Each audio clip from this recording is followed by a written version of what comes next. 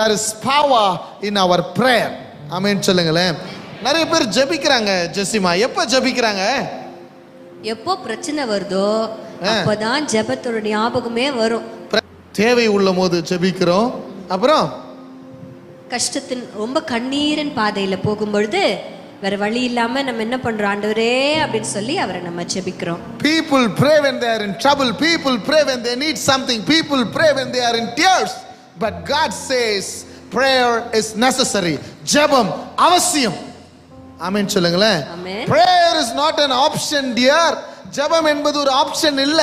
prayer is necessary. ஏன்னா நீ நம்புறியோ நம்பலையோ, நீ ஏற்றுக்கொள்ளுகிறியோ இல்லையோ, நீ பங்கு கொள்ளுகிறியோ இல்லையோ, நீ ஜெபிக்கிறியோ இல்லையோ, இது ஒரு சீசன். அது ஜெபத்துக்கான சீசன்.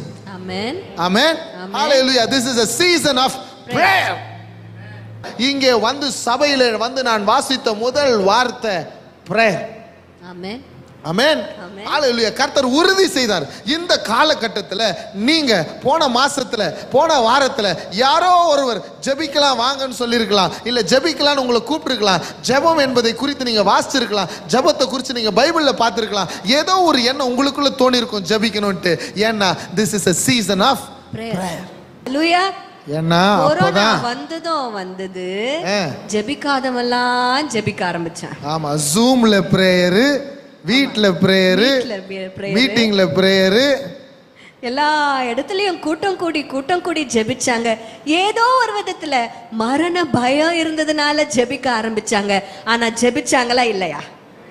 அப்போ the year of revival இல்லையா? ஆமா. அன்றைக்கு ஆரம்பித்த அந்த season of prayer is continuing even till today. இது உங்களுடைய ஜெபத்திற்கான ஒரு சீசன். ஆமென். நீங்க ஜெபிச்சீங்கன்னா அப்ப சீசன் சொல்லும் பொழுது எனக்கு இந்த சம்மர் சீசன் ஞாபகம் வருதுப்பா. ஆமா, சம்மர் சீசன் ஆனாலே மாம்பழம். இந்த சம்மர் வந்தாலே it is a season of mangoes. அப்போ பிரேயருக்கு ஒரு சீசன் அப்படின்னா நீங்க அந்த நேரத்துல உங்களுடைய ஜெபத்தை நீங்க விதைச்சீங்கன்னா அதற்குண்டான அறுவடை அந்த சீசன்ல நிச்சயமாவே கிடைக்கும். ஏன்னா இந்த காலத்துல ஒரு கூட்ட ஜனங்களுக்காக வானம் திறக்கப்பட்டு இருக்கிறது, ஒரு கூட்ட ஜனங்களுக்காக வானம் அடைக்கப்பட்டு இருக்கிறது. ஜெபிக்கிறவங்க திறக்கப்பட்ட வானத்தின் மூலமாக வானத்தின் வாசல் உனக்காக திறந்திருக்கும். ஏன்னா நீ சந்திக்கிற வாசல்லாம் கிழக்கு, மேற்கு, வடக்கு, தெற்கு, உனக்காக ஒரு வாசல் திறக்கப்பட்டு இருக்கிறது. and that is the வானத்தின் வாசல். ஆமென் சொல்லுங்களேன்.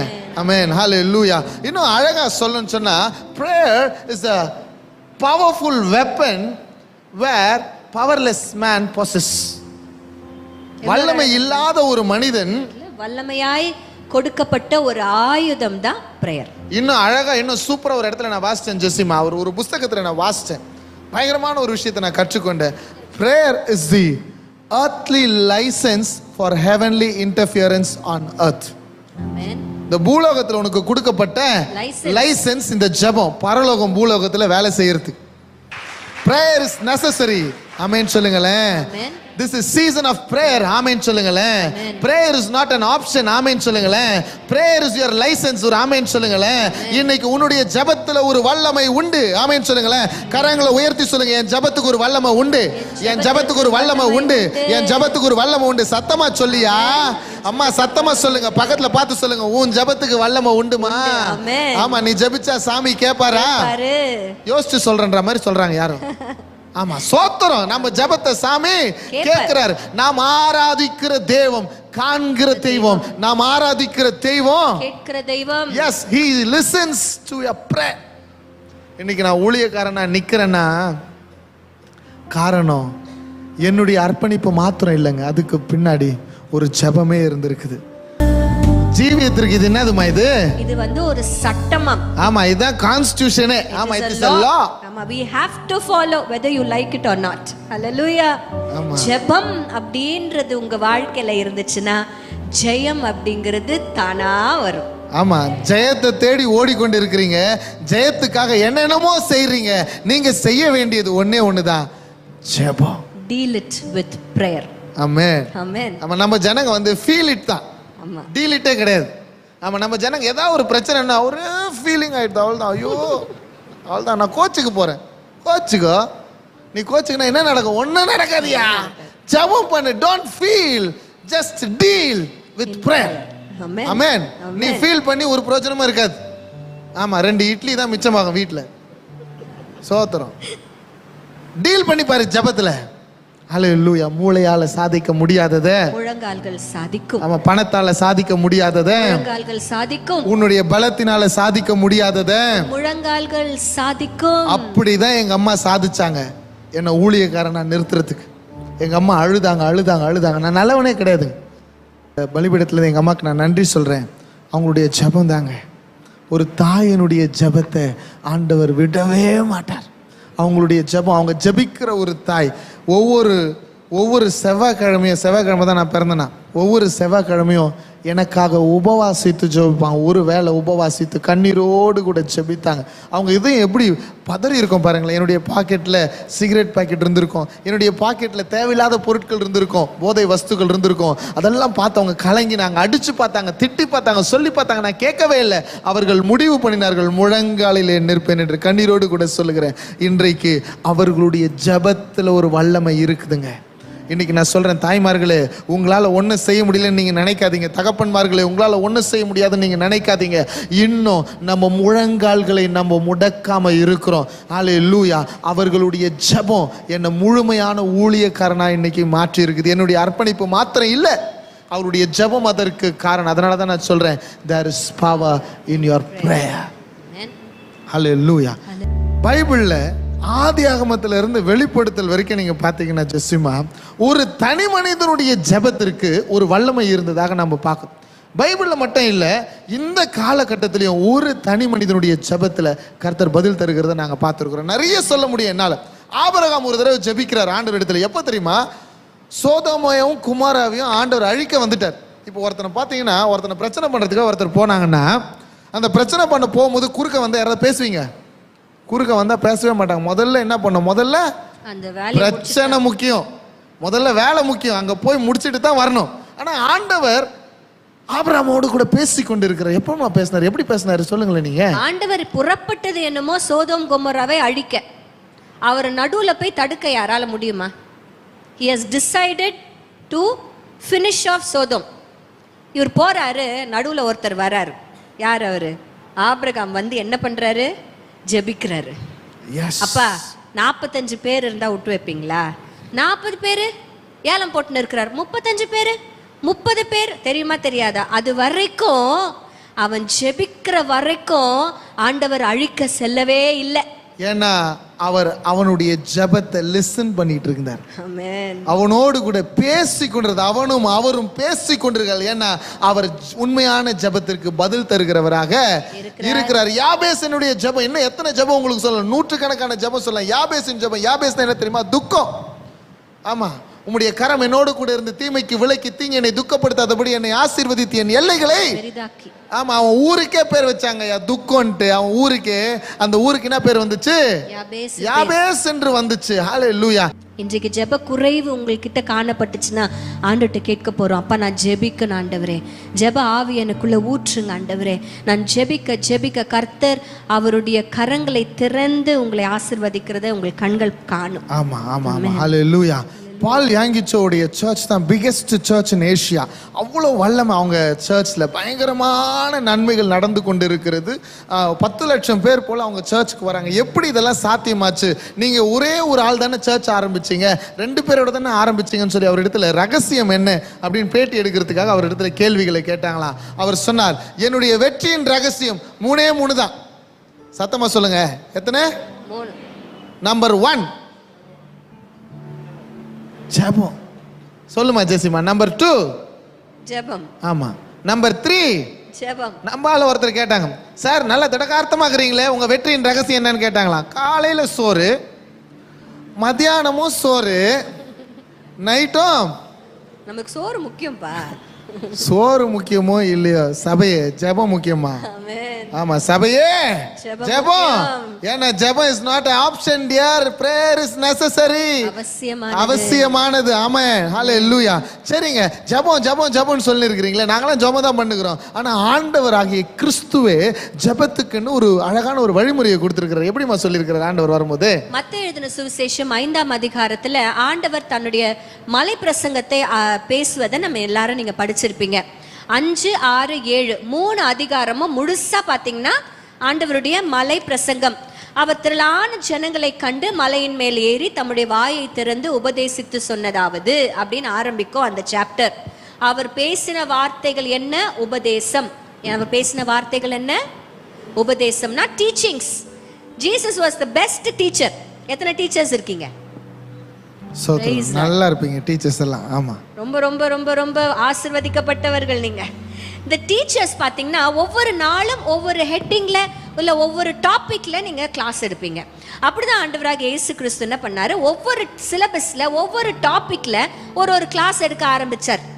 அதுல 6ஆம் அதிகாரத்தினுடைய 5ஆம் வசனத்திலிருந்து ஒரு சாப்டர் ஆரம்பிக்கிறாரு. அந்த சாப்டர்னுடைய டாபிக் என்ன தெரியுமா? பிரேயர். பிரேயர். ஆமென். இந்த 5ஆம் வசனம் எப்படி ஆரம்பிக்கிறது? அன்றியும் நீ ஜெபம் பண்ணும் போது. எனக்கு ஒரு சந்தேகம் இருக்கு ஜெசிமா. மலை பிரசங்கம்னு சொல்ற 5000 பேர் 4000 பேர் 10000 பேர்லாம் உட்கார்ந்து கேட்டாங்க. திரளான ஜனங்கள் என்று திரளான ஜனங்க இருக்கும்போது யாரையோ ஒருத்தரை பார்த்து பேசுற மாதிரியே எனக்கு இருக்குதே. இது ஏதோ ஒரு மிஸ்டேக்கா? அன்றியும் நியாயமா பார்த்தா ஆண்டவருக்கு கிராமர் தெரிஞ்சிருக்கணும்னா என்ன அவர் சொல்லியிருக்கணும்? திரளான ஜனங்களை பார்த்து அன்றியும் நீங்கள் ஜெபம் பண்ணும் பொழுதோன்னு கேட்டிருக்கணுமா? கேட்டிருக்கூடாதா? அப்ப ஆண்டவருக்கு கிராமர் தெரியாதுன்னு நினைக்கிறீங்களா? அவருக்கு எல்லாமே தெரியும். ஹல்லேலூயா. அவர் அவ்வளவு திரளான ஜனங்கள் இருக்கும் பொழுது நீயோ ஜெபம் பண்ணும் பொழுது என்று ஸ்பெசிபிக்கா சொல்றாருன்னா, நீ எவ்வளோ பெரிய கூட்டத்துல ஜெபம் பண்ணாலும் உன் தனி ஜெபத்தை கர்த்தர் ஆசையும் படுறாரு, அதை அங்கீகரிப்பார். Amen. Because prayer is personal. He is personalizing prayer. ஜெபம் கூட்டத்துல ஜெபிக்கிறதெல்லாம் அவசியம், சந்தோஷம், நல்லதுதான். ஆனால் தனி ஜெபம் இல்லைன்னா வேஸ்ட்னு ஆண்டவர் சொல்ல போறார். ஆமென். இதை நம்ம எங்க பார்க்கிறோம்? அதனாலதான் இந்த வசனத்துல ஆண்டவர் சொல்றாரு, நீ ஜெபம் பண்ணும்பொழுது எப்படி ஜெபிக்கணும்னு சொல்றாரு? உன் தனி அறைக்குள்ள, உன் அறை வீட்டிற்குள்ள நீ பிரவேசித்து உன் கதவை பூட்டு. நீ உள்ள போய் கதவை பூட்டு. கதவை பூட்டிட்டா திறக்கிற அதிகாரம் யாருக்கு மாத்திரம் தான் இருக்கு? உள்ள போய் உட்கார்ந்து இருக்கிற உங்களுக்கு மாத்திரம் தான் இருக்கு. அப்ப அந்த அறைக்குள்ள யார் தான் இருக்கணும்? யார் தான் இருப்பீங்க? நீங்களும் தேவனும். உங்க 2 பேர் மாத்திரம் தான் இருக்கணும் அந்த ஜெபத்துலன்னு கர்த்தர் எதிர்பார்க்கிறார். அதனாலதான் ஆண்டவர் இன்ஸ்ட்ரக்ஷன் கொடுக்கிறாரு, அந்தரங்கத்தில் பார்க்கிற பிதா உனக்கு வெளியரங்கமாய் பதில் அளிப்பார். ஏன்? why should I go to that inner room? ஏன் அந்த இன்னர் ரூம்குள்ள, அறை வீட்டுக்குள்ள நான் போகணும் அப்படின்னு சொல்லி நாங்கள் பார்க்கும் பொழுது 2 ராஜாக்களின் புஸ்தகம் 9ஆம் அதிகாரத்தில் we found a beautiful passage. திருப்பி வைத்துக் கொள்ளுங்க. 2 ராஜாக்களின் புஸ்தகம் 9ஆம் அதிகாரத்தினுடைய 1-2ஆம் வசனம். 2ஆம் வசனம். இதுல எலிசா தீர்க்கதரிசி யெகூ அப்படிங்கிற ஒரு மனுஷனை இஸ்ரவேலின் ராஜாவாய் அபிஷேகம் பண்ணுவதற்காக அவர் போல அவருடைய சீஷர்கள் 2 பேரை அனுப்புறார். ஊழியக்காரர்கள் 2 பேரை அனுப்புறாரு. அப்படி அனுப்பி சொல்றாரு, எலிசா தீர்க்கதரிசி சொல்றாரு 2ஆம் வசனத்துல, நீ அங்கே சேர்ந்த போது நிம்சியின் மகனான யோசபாத்தின் குமாரன் யெகூ எங்கே இருக்கிறான் என்று பார்த்து அங்கே உட்பிரவேசித்து அவனை தன் சகோதரரின் நடுவிலிருந்து எழுந்திருக்க பண்ணி. அப்போ யெகூ எங்க உட்கார்ந்து இருக்கிறாரு? சகோதரர்களுக்கு நடுவுல பொதுவா இருக்கிற ஹால்ல உட்கார்ந்துட்டு இருக்கிறாரு. அங்கிருந்து அவனை எழுந்திருக்க பண்ணணும்னு அங்க ஆலோசனை கொடுக்கப்படுகிறது. எழுந்திருக்க பண்ணி அவனை உள்ளான ஒரு அறையிலே அழைத்து கொண்டு போய், வசனம் அடுத்த வசனம் சொல்லுகிறது, தைல குப்பியை எடுத்து அவன் தலையின் மேல் வார்த்து உன்னை இஸ்ரவேலின் மேல் ராஜாவாக அபிஷேகம் பண்ணினேன் என்று கர்த்தர் சொல்லுகிறார் அப்படின்னு சொல்லி அனுப்புறார். எங்க ஒருத்தரை ராஜாவாய் அபிஷேகம் பண்ணணும்னா உள்ள வச்சு அபிஷேகம் பண்ணுவீங்களா, இல்ல சபையில எல்லாரும் பார்க்கிற விதமாய் அபிஷேகம் பண்ணுவீங்களா? எல்லாரும் பார்த்தாதான் அவங்க ராஜான்னு ஒத்துக்குவாங்க. ஏன் உள்ள போய் பண்ணணும்? வெளியே பண்ணாதானே நல்லது. அது உலக முறைங்க. ஆனா கர்த்தருக்கென்று ஒரு முறை இருக்கிறது, பரலோகத்துக்கென்று ஒரு முறை இருக்கிறது, ராஜ்யத்துக்கென்று ஒரு முறை இருக்கிறது. இது உள்ளான அறையிலே ஊற்றப்படுகிற அபிஷேகம். இந்த அபிஷேகத்தை நீ உள்ளான அறையில பெற்றுக்கொண்டனா அந்த அபிஷேகத்துக்கு உண்டான திட்டத்தையும் அந்த உள்ளான அறையிலே கர்த்தர் வெளிப்படுத்துவார். ஆமென். நீ எதற்கு உள்ளான அறைக்குள்ள போகணும்னு கர்த்தர் சொல்றார் தெரியுமா? இந்த உள்ளான அறைக்குள்ள 2 விஷயம் நடந்துச்சு. ஒன்னு அபிஷேகம் நடந்துச்சு, இன்னொன்னு அவனை இஸ்ரவேலின் மேல் ராஜா என்று யார் சொன்னது? கர்த்தர் சொன்னார். கர்த்தரின் திட்டம் அங்கே வெளிப்பட்டுச்சு. இன்னைக்கு உங்க வாழ்க்கையில உங்க திட்டம் எதுக்கு ஆண்டவர் என்ன படைச்சிருக்கிறார்? நான் வேஸ்டா இருக்கிறேன், என்னை குறித்ததான திட்டம் என்ன, என்னை குறித்ததான பர்பஸ் என்ன அப்படின்னு ஒரு வேளை பெரிய கொஸ்டின் மார்க்கோட இருந்தீங்கன்னா நீங்க செல்ல வேண்டிய இடம் உங்கள் அறை வீடு. ஹல்லேலூயா. உங்களோட உள்ளான அறைக்குள்ள நீங்க போகும் பொழுது அங்கே கர்த்தருடைய அபிஷேகத்தை பெற்றுக்கொள்வீங்க. அது மாத்திரம் இல்ல, அந்த அபிஷேகத்தினால நீங்க எதற்காக இந்த உலகத்துல கர்த்தர் உங்களை அனுப்பி இருக்கிறார் என்ற திட்டத்தையும் கர்த்தர் உங்களுக்கு வெளிப்படுத்துவார். இது அழகா சொல்லணும்னு சொன்னா நீங்க புரிந்து கொள்ளணும். there should be a place of prayer and a time of prayer. ஆமென் சொல்லுங்களேன். உங்க ஒவ்வொருவருக்கும் நீங்க ஜெபிக்கிறதுக்கு என்று ஒரு இடம் இருக்கணும், தனியான ஒரு அறை, தனியான ஒரு நேரம். ஆமென் சொல்லுங்களேன். இப்படிதான் நம்ம ஆதியாகமத்திலே பார்க்கலாம். முதல்ல மனிதன் ஆண்டவரோடு கூட இருந்த உறவு பியூட்டிஃபுல்லா இருந்துச்சுங்க, அழகா இருந்துச்சு. அந்த உறவை அழகா நம்ம சொல்ல, அவங்க ஜெபமே அழகா இருந்துச்சு. நம்ம ஜெபம் வேற மாதிரி இருக்குன்னு வச்சுங்களேன். அவனுடைய ஜெபம் எப்படி இருந்திருக்கும் யோசிச்சு பாருங்களேன். ஆதாமுடைய ஜெபமும் ஏவாளுடைய ஜெபம், ஆண்டவர் வருவார் பகலில் குளிர்ச்சியான நேரத்தில் வருவார், அவர்களோடு கூட அப்படியே கான்வர்சேஷனாக இருந்துச்சு. ஆனால் நம்மளது எப்படி இருக்குது தெரியுமா? கம்ப்ளைனிங் செஷனாக இருக்குது. அழகாக கான்வர்சேஷன் பண்ணியிருந்தாங்க. ஆண்டவரே வாங்க, எப்படி இருக்கிறீங்க, வாங்க வாங்க, வணக்கங்க, நல்லா இருக்கிறீங்களா, தலைவா எப்படி இருக்கிறீங்க, தாடிக்காரரை எப்படி இருக்கிறீங்க, சந்தோஷமா இருக்கிறீங்களா, இன்னைக்கு நான் சிங்கத்து கூட பக்கத்துலேயே உட்காந்துருந்தேனா அப்படின்னு பேசியிருப்பான். ஆனால் நம்ம எப்படி சொல்லியிருப்போம்னு யோசிச்சு பாருங்களேன். நம்ம ஜெபம் பண்ணிக்கினே இருப்போம், கண்ணை மூடி ஜெபம் பண்ணி முடிச்சோன்னா திரும்பி இடையில ஆண்டவர் ஏதாவது சொன்னார்னா நம்ம காதில் கேட்கும். யோசிச்சு பாருங்க, கேட்கறதுக்கு வாய்ப்பே இல்லை. அவர் பேசுறவர், அவர் பேசுறத கொஞ்சமா நம்ம கேட்டுருக்கிறோமா? நம்ம கேட்கவே மாட்டோம். ஆனால் நம்மளுடைய எல்லா ஜெபமும் கம்ப்ளைண்ட் செஷன் இல்லைன்னா என்னது, பெருசா ஒரு லிஸ்ட் போட்டு ஊப்பருப்பு காப்பருப்பு எல்லா பருப்பும் எண்ணெய் புளி உப்புன்ற மாதிரி பெரிய லிஸ்ட் போட்டு சொல்றோம். ஆனா இன்னைக்கு நம்ம ஆண்டவர்கிட்ட சொல்ல போறோம், அப்பா இனிமே என் ஜெபத்துல, அந்த உள்ளான அறைக்குள்ள நான் ஏறெடுக்கிற ஜெபத்துல என் தேவையை நான் சொல்ல போறது இல்லை ஆண்டவரே, என் தேவையை நான் சொல்ல போறது இல்லை ஆண்டவரே, ஏன்னா என் தேவை நீங்க தான், தேவை நீங்க தான். அன்பு தேவ ஜனங்களே, தேவைகளை கேட்க கூடாதுன்னு நான் சொல்லல, ஆனா உன் ஜெபமே தேவைகளின் பட்டியலா இருக்க கூடாதுன்னு தான் நாங்க சொல்லி தரோம். இன்னைக்கு ஒரு நேரத்துல கர்த்தருக்கென்று ஒரு நேரத்தை வைங்க. நாங்க மும்பை போயிருந்தோம். அந்த வீட்டுல ரொம்ப சின்ன வீடுங்க, ஒரு சின்ன பால்கனி தான் இருந்துச்சு. அந்த பால்கனிக்கு அவங்க வச்சிருந்த பேர் என்ன தெரியுமா? ஜெப அறை. 5 பேர் அவங்க ஃபேமிலியில. ரொம்ப சின்ன இடம். நம்மளெல்லாம் ரொம்ப ஆசீர்வதிக்கப்பட்டவங்க, பெரிய இடம் நம்மளுக்கு இருக்குது. மும்பையிலலாம் அவ்வளோ இடம் கிடையாதுங்க.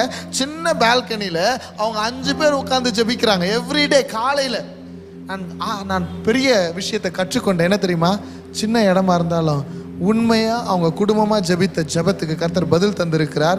அவங்க சாதாரண கூலி வேலைக்காக மும்பைக்கு போன ஜனங்க இன்னைக்கு அங்கே ஆசீர்வாதமாக இருக்கிறாங்க.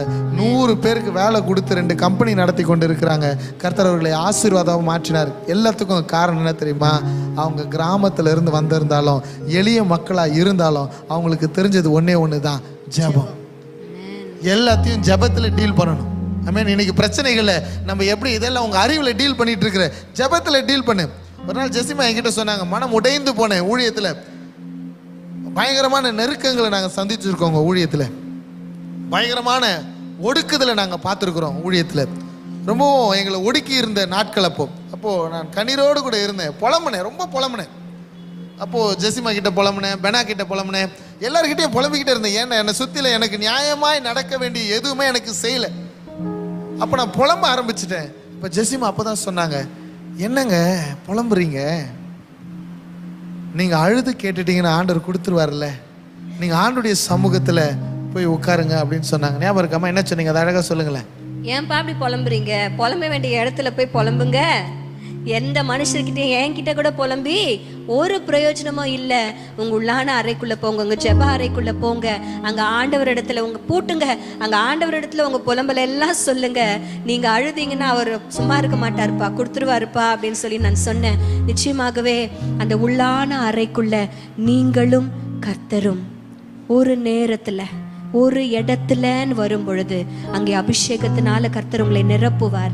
அங்கே உங்களுடைய வாழ்க்கையினுடைய திட்டங்கள் வெளிப்படும். எல்லாவற்றுக்கும் மேல உங்களுக்கும் அவருக்கும் ஒரு உறவு அங்கே ஏற்படும். Prayer is all about a relationship with God. Hallelujah. Prayer is all about a relationship with God. உங்களுக்கும் ஆண்டவருக்கும் இருக்கிற உறவு அந்த இடத்துல பலப்படும். ஆமென். நீங்க ஒண்ணா இருந்தாதான் மகிமை வெளிப்படுங்க. நீங்க ஜெப அறைக்குள்ள போயிடலாம், ஒரு நேரத்துல வந்துடலாம், ஆனால் இணைப்பு உங்களுக்குள்ள வரலன்னு சொன்னா நீங்க ஜெபம் பண்றதுல பிரயோஜனமே இல்ல. நான் மைக்ல பேசுறேன், ஃபேன் அழகா ஓடிக்கிட்டு இருக்கு, லைட் எல்லாம் ஓடிக்கிட்டு இருக்குது, கரெக்டா கீபோர்டு அழகா வேலை செய்துட்டு இருக்கு, சந்தோஷமா நம்ம இந்த அறைக்குள்ள உட்கார்ந்து கொண்டு இருக்கிறோம். இதெல்லாம் வேலை செய்வதற்கு ஒரு விஷயம் இங்க தேவையா இருக்கிறது. என்னது அது? கரண்ட். அந்த இணைப்பு, கரண்ட் இணைப்பு இருந்தாதான் எல்லாமே வேலை செய்யும். இதுதான் ஆண்டவரும் கற்றுக் கொடுக்கிறார். காத்தாடி எவ்வளவு உயரத்துக்கு ஒன்னாலும் போகலாம் பட்டம், ஆனா அந்த உயரத்துல போய் அது சரியானபடி திரும்பி வரணும்னா அந்த பட்டமும் அந்த நூலும் இணைப்புல என்ன பண்ணணும்?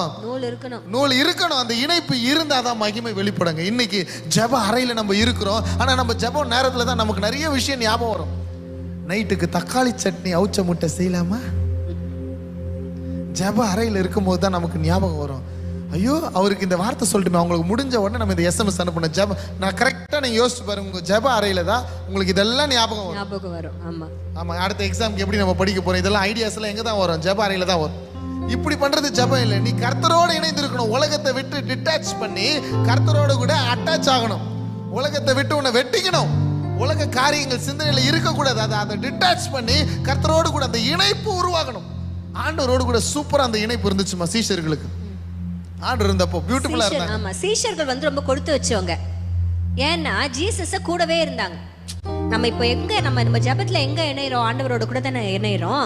ஆண்டவர் நம்ம பாக்குறது இல்ல. ஆனா சீஷர்கள் வந்து ரொம்ப ரொம்ப கொடுத்து வச்சவங்க. ஏன்னா அவங்க ஜீசஸ பாத்துக்கிட்டே இருந்தாங்க, எங்க போனாலும் கூட இருந்தாங்க. இணைப்பு இருந்துகிட்டே இருந்துச்சு, கனெக்ஷன் இருந்துகிட்டே இருந்துச்சு. இருக்க ஆசீர்வாதமும் நிறைய கிடைச்சிக்கிட்டே இருந்தது. ஆமா, எங்க போனாலும் சோறு, அப்பமும் வறுத்த மீனும் அளவில்லாம கூடையில எடுத்துன்னு போனாங்களாம் 12 பேரும். பாத்துங்க, ஆளுக்கு ஒரு கூடை. அவ்வளவு ஆசீர்வாதங்களினால் நிரப்பப்பட்டு இருந்தார்கள் சீஷர்களே. அந்த கனெக்ஷன் இருந்துகிட்டே இருந்துச்சு. ஒன் ஃபைன் டே வந்துச்சு, ஜீசஸ் தூக்கின்னு போய் சிலுவையில அரைஞ்சிட்டாங்க. கனெக்ஷன் எல்லாம் சத்தமா சொல்லுங்க, கனெக்ஷன் கட் ஆயிடுச்சு. பப்பபேன் ஆயிட்டாங்க சீஷர்கள். என்ன பண்றதுன்னு தெரியல. 3 நாட்கள் என்ன பண்றதுன்னு தெரியல. 3ஆவது நாள்ல மறுபடியும் எழுந்திரிச்சு வந்துட்டாரு அவரு. பூட்டப்பட்ட அறைக்குள்ள உள்ள வந்துட்டு உங்களுக்கு சமாதானம் சொன்னாரு. அவரை பார்த்த உடனே அவங்களுக்குலாம் ரொம்ப சந்தோஷமாயிடுச்சு. ஒரு பக்கம் பயம், ஒரு பக்கம் சந்தோஷம். ஆனா இணைப்பு வந்துருச்சு. திருப்பியும் வந்துருச்சா? திரும்பி ஏஞ்சி வந்துட்டார். இணைப்பு வந்துருச்சு. 40 நாள் தான் இருந்துச்சு அந்த இணைப்பு. 40 டேஸ்க்கு அப்புறமா ஆண்டவர் அவர்கள் கண்கள் பார்த்து கொண்டிருக்கும் பொழுதே வானத்துல அப்படியே எடுத்துக்கொள்ளப்படுறாரு. கனெக்ஷன் கட் ஆக போகுது, கனெக்ஷன் கட் ஆக போகுது. ஆனா அந்த நேரத்துல, கனெக்ஷன் கட் ஆக போகிற அந்த நேரத்துல அழகான ஒரு காரியம் நடந்தது. அதுதான் நம்ம அப்போஸ்தலர் 1ஆம் அதிகாரம் 14ஆம் வசனத்துல நம்ம வாசிக்கிறோம். அங்கே இவர்கள் எல்லாரும் ஸ்திரீகளோடும் இயேசுவின் தாயாகிய மரியாளோடும் அவர்களுடைய சகோதரரோடும் கூட ஒருமனப்பட்டு ஜெபத்திலும் வேண்டுதலிலும் தரித்து இருந்தார்கள். ஹல்லேலூயா, ஹல்லேலூயா. கனெக்ஷன் கட் ஆக போகுதுன்னு நினைக்கிற நேரத்துல இப்ப என்ன வருது? ஜெபம் வருது. இன்றைக்கு ஆண்டவரோடு கூட இணைக்கப்படுகிற அனுபவம் தான் இந்த ஜெபம். முதல்ல உள்ளான அறைக்குள்ள போங்க, 2வது ஆண்டவரோடு இணைக்கப்படுங்க. ஜெபத்துல இணைப்பு வந்ததுனால அவங்க செல்லுகிற இடமெல்லாம் அற்புதம். அப்போஸ்தலர் எங்கெல்லாம் செல்றாங்களோ அங்க வல்லமையாய் கர்த்தர் கிரியை செய்தார். அற்புதங்கள் நடந்தது. ஒவ்வொரு நாளும் 3000 பேர், 10,000 பேர், 5000 பேர்னு ஞானஸ்தானத்துக்கு ஒப்பு கொடுத்து ஜனங்கள் சபையில சேர்க்கப்பட்டார்கள். இப்போ ஊழியம் பெருசாயிடுச்சு, பிஸி ஆயிட்டோம் அப்படின்னு சொல்லி ஜெபத்தை விட்டுறல சீஷர்கள். ஊழியத்துல விசாரிக்கணும் நிறைய பேரை. அப்போ விசாரிக்கிறதுக்காக பிரச்சனை வருது. விதவைகளை விசாரிக்க யாரும் இல்ல, விசாரிக்கணும்னு சொல்லி கேட்ட பொழுது சீஷர்கள் சொன்ன வார்த்தை என்ன தெரியுமா? 6வது அதிகாரத்துல நம்ம பார்க்க முடிகிறது. அப்போஸ்தலர் 6:4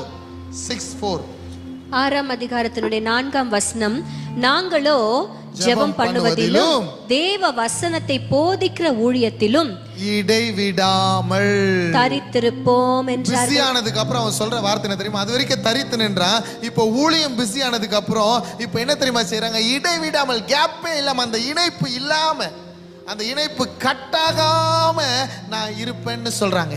இன்னைக்கு உன் ஜெபம் எப்படி இருக்கிறது? உன் ஜெபம் எப்படி இருக்கிறது? உன்னுடைய தனிப்பட்ட வாழ்க்கையில ஜெபம் எப்படி இருக்குது? நான் சொல்ல முடியுங்க, என்னால நான் நம்பிக்கையோடு கூட சொல்ல முடியும். அற்புதங்களை பெற்றதுனால சொல்ல முடியும். 1-2 அற்புதம் இல்லைங்க. எங்க ஊழியத்துல கேன்சர் கியூர் ஆயிருக்கு. எங்க சர்ச்ல கேன்சர், யூட்ரஸ்ல கேன்சர் இருந்த ரிப்போர்ட் இருக்குது. அவர்கள் கம்ப்ளீட்டா கியூர் ஆயிருக்குது. எங்க சர்ச்ல மைக் ஒரு அண்ணன் போடுறாரு. அந்த அண்ணன் பேர் எபினேசர். அவருக்கு இருதய மாற்று அறுவை சிகிச்சை செய்யணும்னு சொன்னாங்க.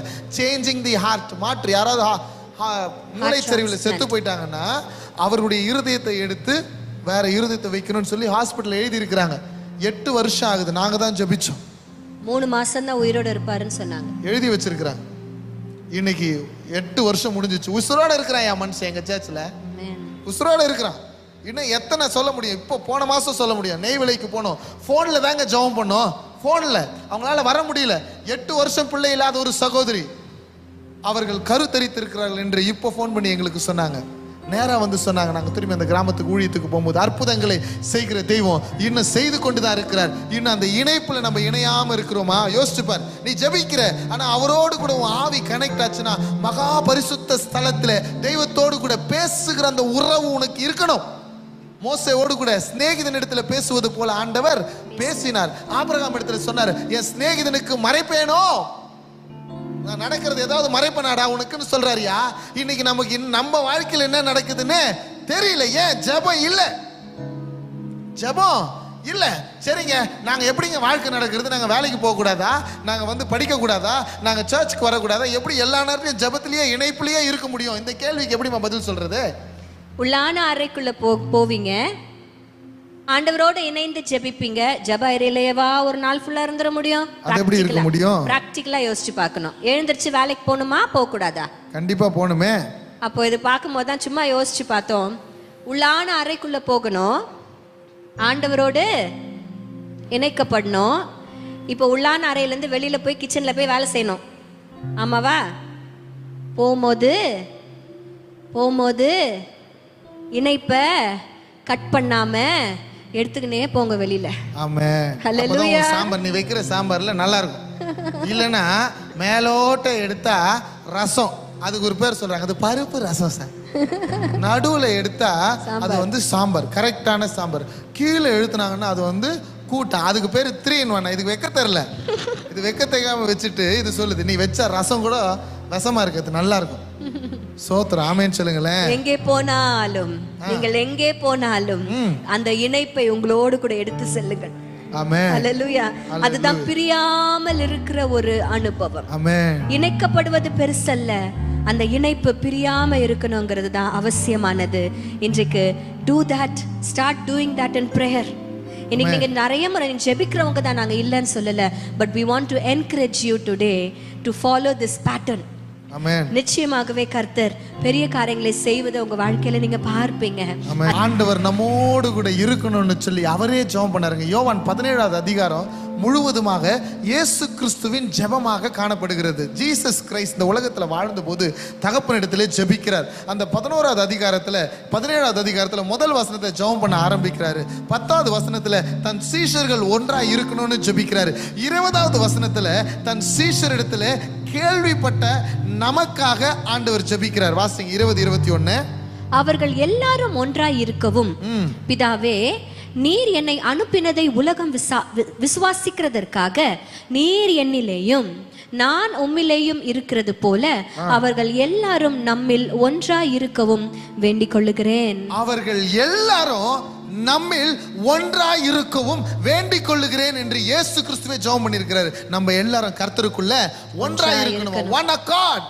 அவருடைய இருதயமா நீ செயல்படணும், அவருடைய முகமாய் நீ வெளிப்படணும், அவருடைய அடையாளமாக நீ சமுதாயத்துல குடும்பத்துல ஒன்றாய் இருக்கணும்னா உன் ஜெப நேரம் ஒன்றாய் இணைக்கப்பட்டு பிரிக்கப்படாம இருக்கணும். ஆண்டவராகிய இயேசு கிறிஸ்து அழகா ஒரே ஒரு விஷயத்துக்கு மட்டும்தான் தெய்வத்திடத்துல கேள்வி கேட்டார். என்னத்துக்காக கேள்வி கேட்டார் தெரியுமா? ஏலி ஏலி லாமா சபத்தானின்னு கேட்டார். என் தேவனே என் தேவனே ஏன் என்னை அவரால் தாங்கிக் கொள்ளாட முடியாத ஒரே ஒரு விஷயம் பிரிவு. பாவம் அவர் மேல சுமத்தப்பட்ட போது அவரிடத்திலிருந்து கர்த்தர் பிரிக்கப்பட வேண்டிய ஒரு சூழ்நிலை இருந்துச்சு. அவரால் ஏற்றுக்கொள்ள முடியாத ஒன்று என்ன தெரியுமா? பிரிவு தான். இயேசு கிறிஸ்து தனிமையிலேயே ஜெபம் பண்ணார். எங்க சென்றாலும் ஜெபம் பண்ணார். எப்பயுமே பிதாவோடு கூட அவருடைய சித்தத்தை செய்கிறவராகவே இருந்தார். he was praying always. ஞானஸ்தானம் எடுக்க போனாருங்க, அங்கேயே அவர் ஜெபம் பண்ணாரு. 12 பேரை சூஸ் பண்ணாரு. அன்று இரவு முழுவதும் ஜெபம் பண்ணாரு. இன்னைக்கு உங்களை பார்த்து ஆண்டவர் கேட்கிறார், 1 மணி நேரமாவது நீங்கள் ஜெபிக்க கூடாதா? யாரையும் கை தூக்க சொல்லல. இன்னைக்கு நான் கேட்கிறேன், 1 மணி நேரம் ஜெபிக்கிறவங்க எத்தனை பேர் இருக்கிறீங்க? கை தூக்க வேண்டாம், உனக்கு நீயே கேள்வி கேள். இன்னைக்கு 1 மணி நேரம் 6 மாசம் சேலஞ்ச் நான் பண்றேன். ஓப்பன் சேலஞ்ச் கொடுக்குறேன். 1 hour பிரேயர் பண்ணுங்க. அரை மணி நேரம் வேதம் வாசிங்க, அரை மணி நேரம் நல்லா துதிங்க, அரை மணி நேரம் நல்லா ஜெபம் பண்ணுங்க. ஜெபம் பண்ணி பாருங்க. 6 months சேலஞ்ச். உன் வாழ்க்கை மாறலன்னா பார்க்கலாம். இன்னைக்கு எழுதி வச்சுக்கோ வாழ்க்கையை. என் வாழ்க்கை மாறினது இதுக்கு அடையாளம். ஜெபம் என் வாழ்க்கை மாறிவிட்டது, கம்ப்ளீட்டா சேஞ்ச் ஆயிடுச்சு. இன்னைக்கு உங்களுக்கு நான் சவாலாக சொல்லுகிற, சபையில ஜெபம் அவசியம். இதுக்கு அடையாளமாக ஆண்டவர் சொல்லுகிற எப்படி இருக்கணும். எபேசியர் 5வது அதிகாரம் 31, 32 நம்ம வாசிக்க போறோம். எபேசியர் 5, 31, 32 கடைசி வசனம் இதுதான். நம்ம ஜெபிக்க போகிறோம் எல்லாருக்காகவும். இதுக்கப்புறம் எபேசியர் 5, 31, 32 வசனங்களை போடுங்க தம்பி. இது நிமித்தம் மனுஷன் தன் தகப்பனையும் தன் தாயையும் விட்டு தன் மனைவியுடன் இசைந்து இருவரும் ஒரே மாம்சமாய் இருப்பார்கள். தன் மனைவியுடன் இசைந்து இருவரும் ஒரே மாம்சமாய் இருப்பார்கள் இப்படின்னு சொல்லிட்டு அடுத்த வசனத்துல சொல்றாரு, இது இந்த ரகசியம் பெரியது. இந்த ரகசியம் பெரியது. பெரிய ரகசியம் சார். நான் கிறிஸ்துவை பற்றியும் சபையை பற்றியும் சொல்லுகிறேன். இசைவாய் ஒரே அக்காடு, ஒன் அக்காடா கிறிஸ்துவும் சபையும் ஒன்றா இருப்பது தேவ சித்தமா இருக்குது. ரகசியம் பெருசியா? உன் மனைவியோடு கூட நீ எப்படி இசைந்து இருக்கிறியோ அப்படி சபையும் கிறிஸ்துவும் ஒன்றாய் இசைந்து இருக்கணும். அவருடைய இருதயமா சபை செயல்படணும். அவருடைய முகமாய் நீ வெளிப்படணும். அவருடைய அடையாளமாய் நீ சமுதாயத்தில் வெளிப்படணும். அதற்கு நீ ஜெபிக்கணும். Because this is season of prayer.